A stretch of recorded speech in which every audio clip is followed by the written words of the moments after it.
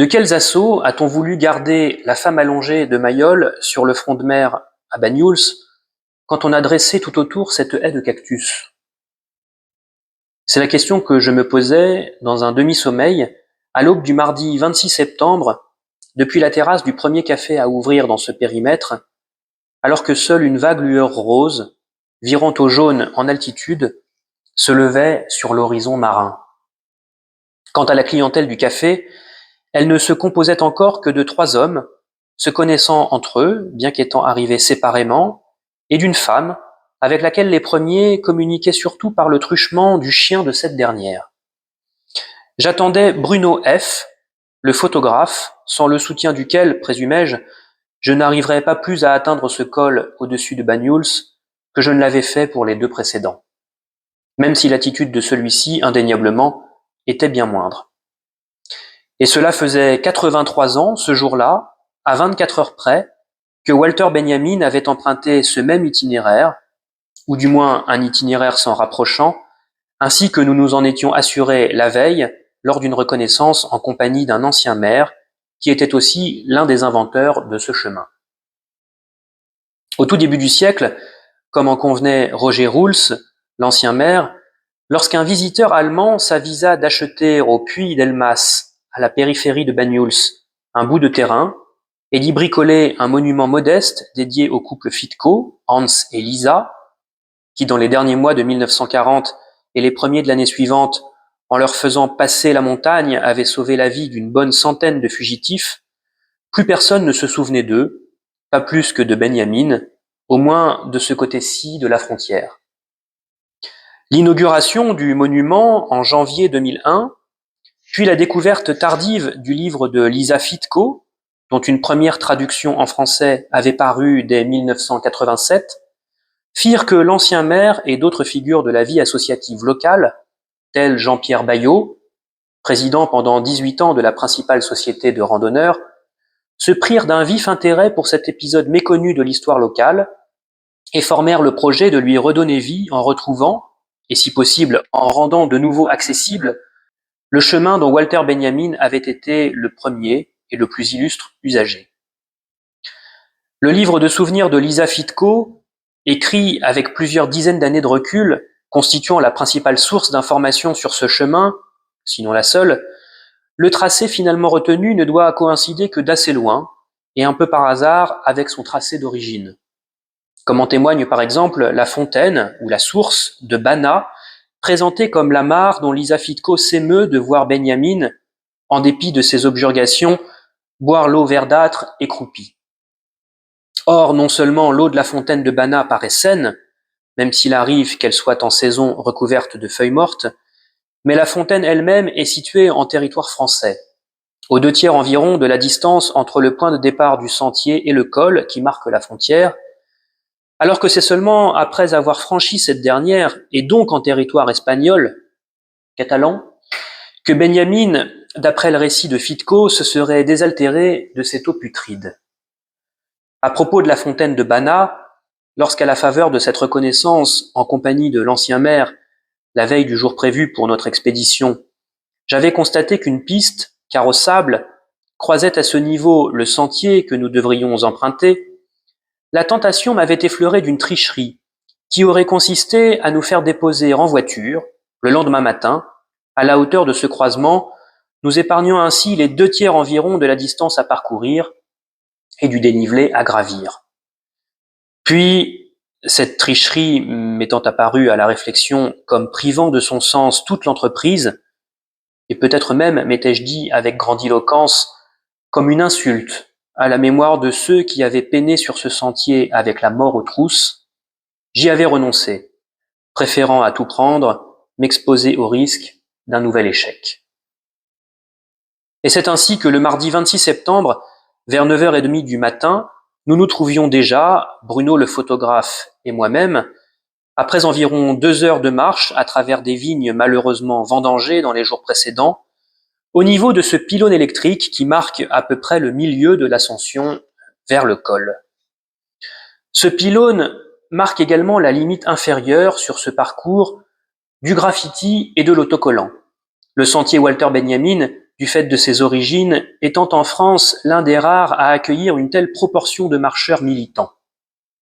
De marcheurs, marcheuses, militants, militantes. No antifascism without feminism, enjoint l'un de ses graffitis, un autre, mais peut-être de la même main, rappelant que si c'est le chemin de Walter Benjamin, it's the path of Walter Benjamin, c'est à Lisa Fitko qu'il doit d'exister. But Lisa Fitko made it possible. Et invitant à ne pas oublier l'histoire particulière de celle-ci. Tell her story, not only history. Puis c'est La Fontaine, dont j'ai noté déjà que l'eau en était claire mais couverte de feuilles, et plus haut, après l'interminable traversée de ces éboulis qui forment la principale difficulté de la marche, on atteint le col de Rumpissart où passe la frontière avec le pays voisin, dont on ne sait plus désormais s'il convient de l'appeler l'Espagne ou la Catalogne. Sans doute la vue que l'on découvre du col de Rumpissart, surtout sur le versant français de la montagne, est-elle digne d'intérêt, mais elle n'est pas à la hauteur malgré tout de l'émerveillement que Lisa Fitko dit avoir ressenti en atteignant pour la première fois la ligne de crête, et qui, d'après sa description, correspond plutôt à ce que l'on doit éprouver non loin de là depuis la tour de Kairouan. Ce qui déçoit aussi dans ce col de Rumpissart, c'est peut-être que tout, y compris les mouches nombreuses, y appellent les vaches, et que celles-ci en soient absentes. En revanche, on observe une recrudescence de tags. Nique la frontière, nique l'État-nation,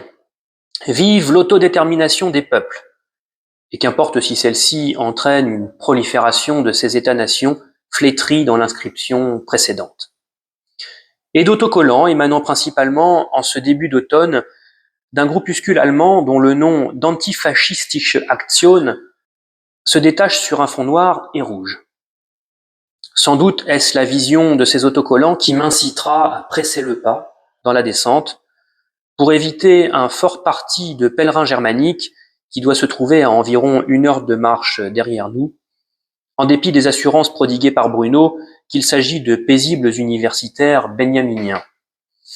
À la réflexion, je pense que ce qui me poussait à les fuir,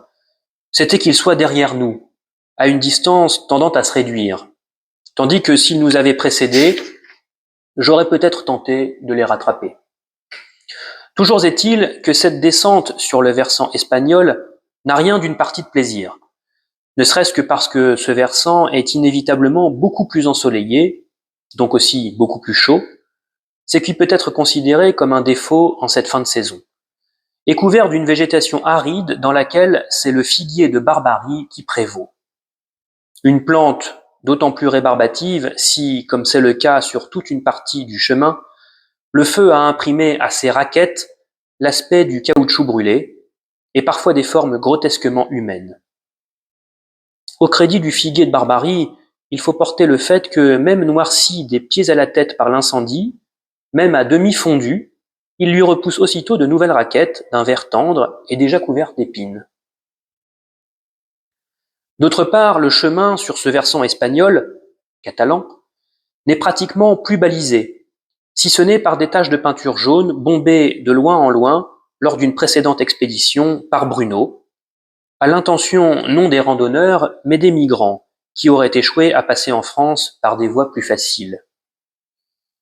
Arrivé dans le fond de la vallée, le léger ennui que distille le chemin, désormais, n'est rompu que par un écriteau, Precaution Perros, dont on ne sait au juste quel genre de précaution il invite à prendre avec les chiens, affiché sur le portail d'une propriété, puis par le long tunnel que l'on doit emprunter pour passer sous cet écheveau de voie ferrée en quoi la ville de Portbou, comme sa voisine française de Cerbère, consiste principalement. Alors que nous entrions dans Portbou, poussiéreux et fourbu, Bruno, qui connaissait la ville comme sa poche, eut l'idée d'aller acheter dans une supérette chinoise des shorts de bain surdimensionnés et des serviettes éponges hydrophobes, munis de quoi nous nous hâtâmes jusqu'à la plage, à peu près exempte de touristes en cette fin de saison, pour y nager en silence dans une eau miraculeusement propre et transparente. Après cela, ayant repris notre sérieux, nous sommes montés jusqu'au cimetière marin où devrait se trouver la tombe de Walter Benjamin, si ses restes n'avaient pas disparu, et non loin duquel le tunnel métallique de l'artiste Danny Caravane, débouchant sur la mer et le vide, dément l'idée qu'un monument commémoratif doive nécessairement être une chose vaine et laide. En redescendant vers la ville, au dernier étage d'un petit immeuble donnant sur un carrefour dont je venais de remarquer l'aspect étrangement béroutin, Bruno connaissait une personne, artiste et militante, si tels sont les mots convenables pour la présenter, à laquelle nous avons été rendre visite. Presque aussitôt, j'eus le sentiment de l'énerver, mais peut-être était-ce simplement dû au fait qu'elle venait d'arrêter de fumer. La nuit précédente, elle avait donné asile dans sa voiture à un toxicomane rencontré sur la plage, où elle avait constaté avec plaisir d'autre part que les poissons étaient de retour avec le départ des touristes. Et la veille, semble-t-il, elle avait effectué un long voyage au volant de cette même voiture pour conduire un jeune clandestin vers un lieu disposé à l'accueillir. Deux actions qui amenaient à s'interroger sur ce qu'il y avait de commun entre cette démarche et celle de Lisa Fitko, et sur le point de savoir s'il entrait ou non de la bonté, si malaisée que soit la définition de celle-ci, dans une telle démarche.